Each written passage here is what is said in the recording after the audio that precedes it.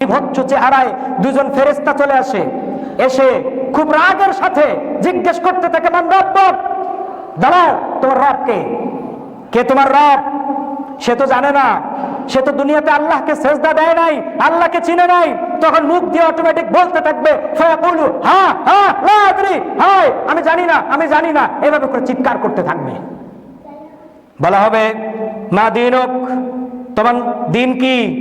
হা হা লা আদরি, দিন তো পালন করি নাই, দিন তো বুঝি নাই, দিন অনুযায়ী চলি নাই। হা লা আদরি, আমি জানি না, আমি চিনি না। মা হাদার রাজুলুল্লাযী বুইসা ফীকুম, নবীজির চেহারা মোবারক দেখিয়ে বলা হবে, বলো তো এই লোকটা কে? ফায়াকুল হা হা লা আদরি, এই লোকটাকে তো আমি চিনি না। কেন? দুনিয়াতে নবীজির সুন্নত জীবনে ছিল না, নবীজির সুন্নতি চেহারা ছিল না, সুন্নতি দাড়ি ছিল না, সুন্নতি পোশাক ছিল না, সুন্নত পালন করতো না। হ্যাঁ লা আদরি, আমি চিনি না, আমি জানি না।